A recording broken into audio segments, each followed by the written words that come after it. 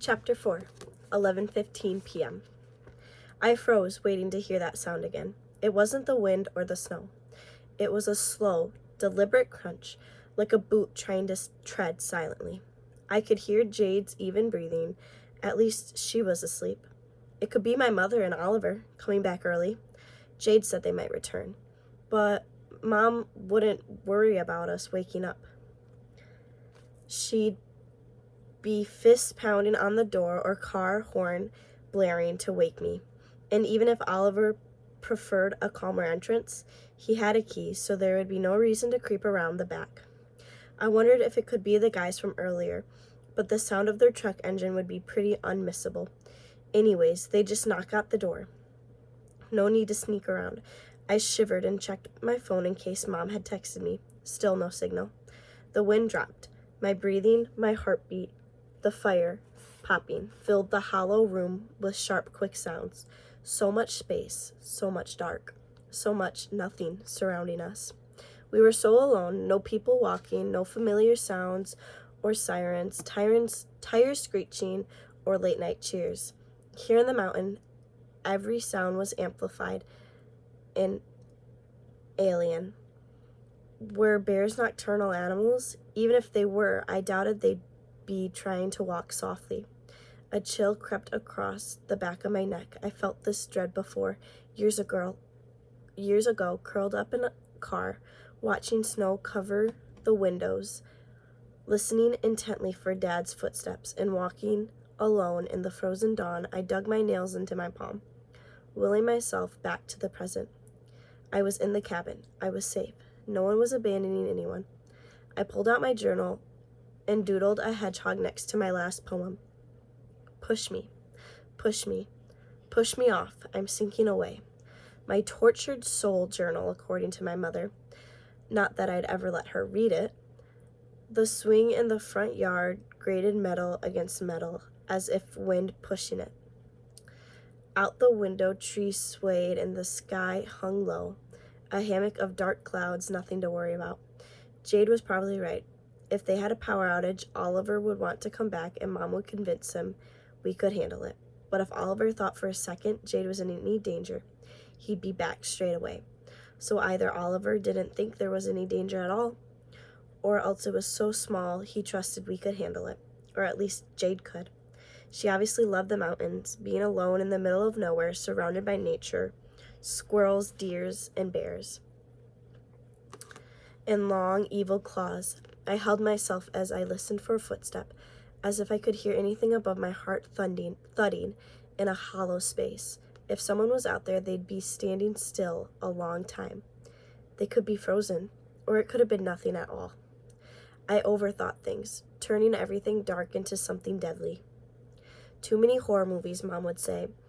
Born from experience, I'd snap back. I took a deep breath, focused on the wind, gathering strength outside, and waited for the sound of shingles flying off the roof, or trees crashing into the cabin. Calm yourself. I focused on the crackle of the fire, Jade's steady breath, and the tiny soft tick of my watch. A rattle came from the back door downstairs. A key in a lock. My heart lurched. I seized the flashlight, swinging the beam to flood the stair with light. The rattle stopped. What the actual? Jade sat bolt upright, not asleep then. We crept in silent agreement down the stairs, one step at a time. Backs against the wall, I led the way, mouth dry, flashlight in hand. Ready, not ready. A chill raced down my spine. A branch scraped against the window. That couldn't be all it was. Branches don't make sounds of keys rattling. We froze. I could feel eyes on me, tracking my every move.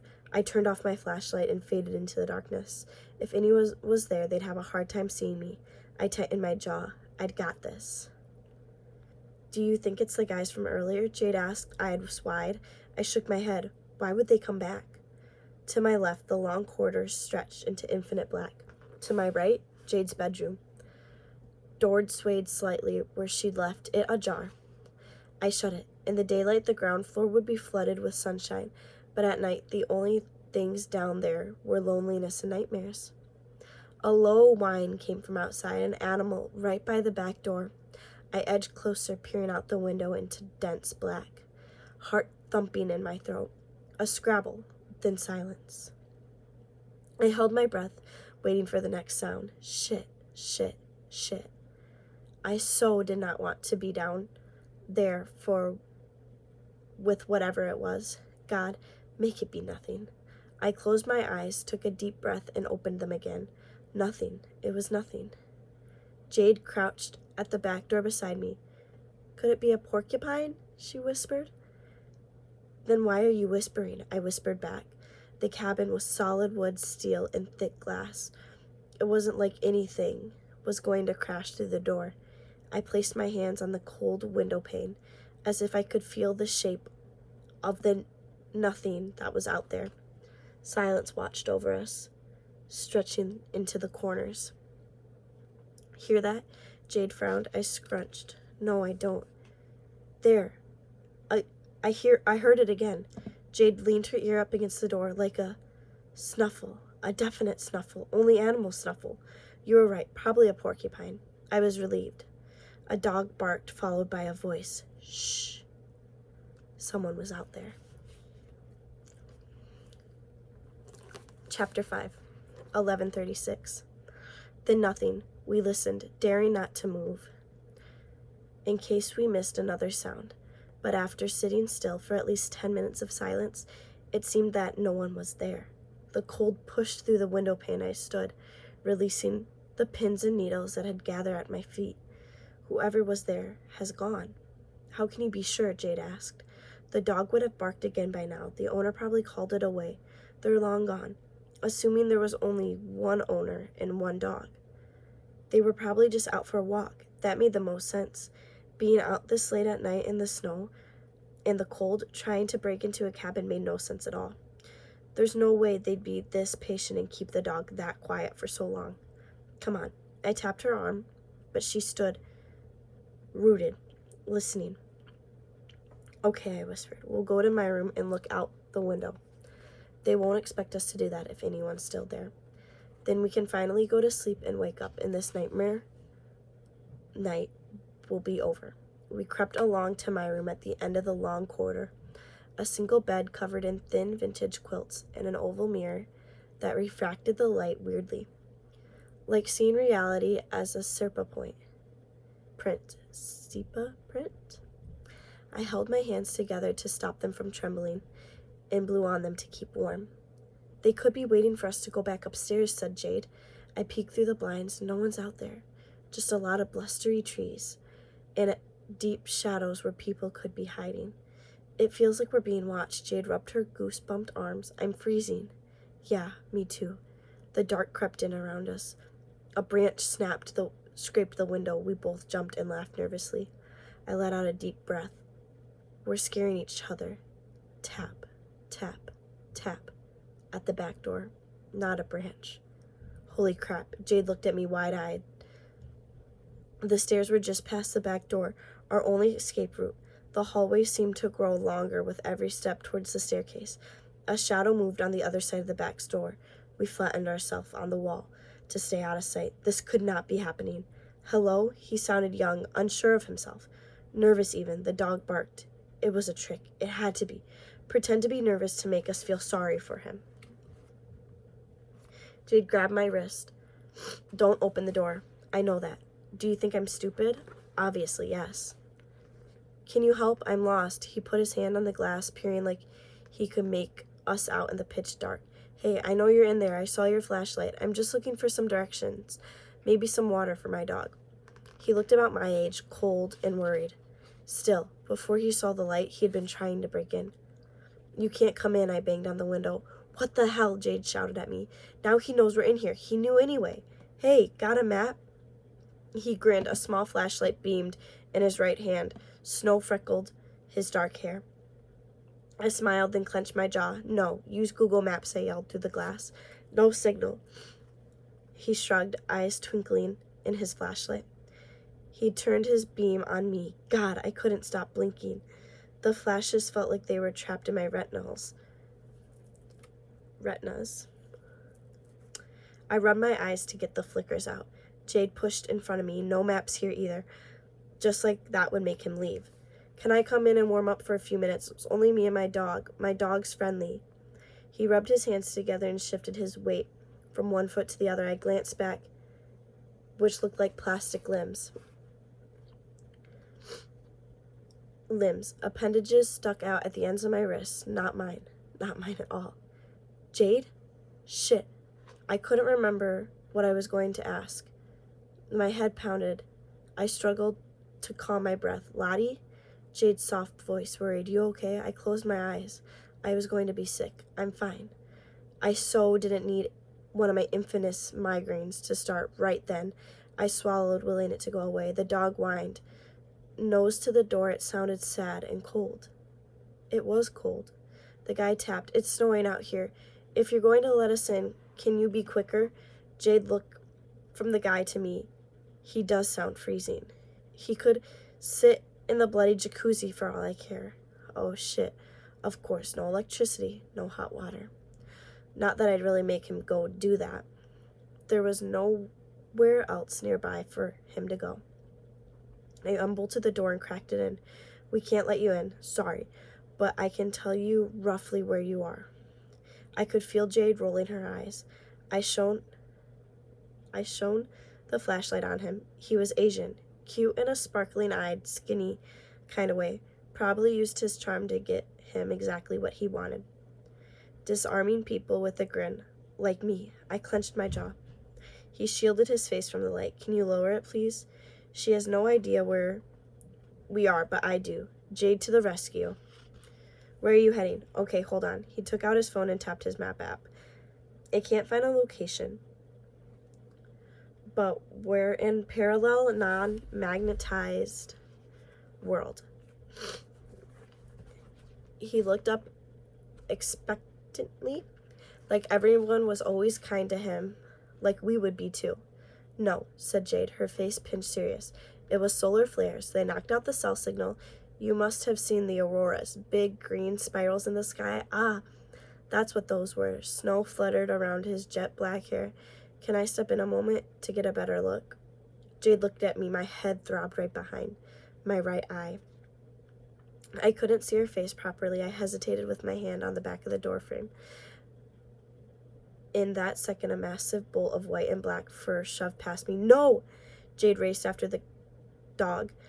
Then the guy was in the cabin, all 6 foot something of him, towering over me. I couldn't move, think, or speak. I just stared up at him, trying to stop his face from swirling. Oh shit, he glanced. I'm so sorry. I'll get him. He ran up the stairs 2 at a time. Otis, here, boy.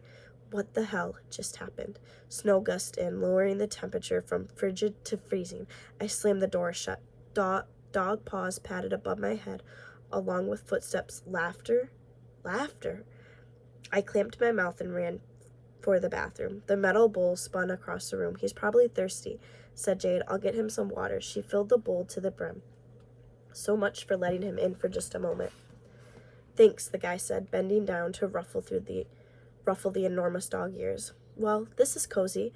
I couldn't keep the sarcasm out of my voice. I'd made my way upstairs barely 5 minutes later to find everyone in best buds mode. You let him in? Jade bent down to cuddle the dog, which was hard because his tail was whacking everything around it. Anyway, he can't be that bad. He's got a good dog. You can tell a lot about people from their dogs. I swallowed. My mouth felt dank and tasted weirdly astringent. Focusing was still hard, but neither of them noticed, which was a relief and also kind of annoying. Thanks for letting me in. The guy leaned against the kitchen counter, staring at me. His black puffer jacket was unzipped over his purple hoodie. He had taken off his black beanie, freeing his messy black hair. Damp strands of it covered his right eye. I blinked. Zigzags of flashing black and white ached across my vision. Why are you even out here? The zigzags grew inside, swirling in and out of my eyes. I got disoriented by the snow and lost all sense of direction. He turned to Jade. I'm trying to get back to my aunt's place. Wolf Creek Way? Jade frowned. Sounds like a ski resort. Do you know which one? North Star? he said with uncertainty. Is that far? A few miles. Jade patted the dog's enormous head. I can draw you a map. It's easy once you get to the main road, kind of far on foot. She looked down at his black Chelsea boots. Yeah, I know it. A map would be awesome. I got so turned around out there, just taking my dog for a walk, and before I knew it, here I am. He ruffled his dog's fluffy head. I'm Alex, by the way, and your new best friend is Otis. Otis ran to the metal bowl, nudging it occasionally as if to check if it had magically been refilled. A St. Bernard, right? Jade beamed at Alex. Yep, that's right, he grinned back. I'm Jade, and that's... Jade got any note papers so Alex can be on his way? Shit, I pointed outside, having lost the word for way. That's Lottie, Jade said my name like it was a bad taste, then filled the bowl with more water for the dog. Otis emptied it in seconds. Not a drop spilled. Then he jumped up and licked her face. Priorities. Finally, Jade grabbed a notebook and drew a simple map. Here, we are here, and here's the main road. You must have wandered off of it. The fire road in the dark. I swayed slightly with my hand on my mouth. You should. I point to the front door. Guess you're right, said Alex, watching me carefully for any chance that I would let him stay. Are you okay? You look kind of sick. Yep. A dull ache throbbed behind my left eye. I nodded my head, leaving a blur around the edges of everything. Alex frowned. You sure? Half his face was crystal clear. His left eyebrow, his cheekbone, the corner of his left eye. The other half of his face was a shadow. I winced. I was gathering force. I couldn't surrender. I couldn't speak. I couldn't see. I hadn't had one this bad in over a year. Lottie, what's wrong? Jade's words rang in my ears shockingly loud and clear. I whimpered. Migraine. Perfect triangles of black and white, etched with neon yellow, green, and red, pranced across my eyes. I swallowed. A wave of nausea swayed towards the sofa and sunk deep into it. My stomach rolled around my feet, and everything fell into slow motion. I panted to keep from puking, squeezed my eyes tight to block the pain, and let everything fade to black. That is where I'm going to leave off for now, but I'll see you guys soon for the next part.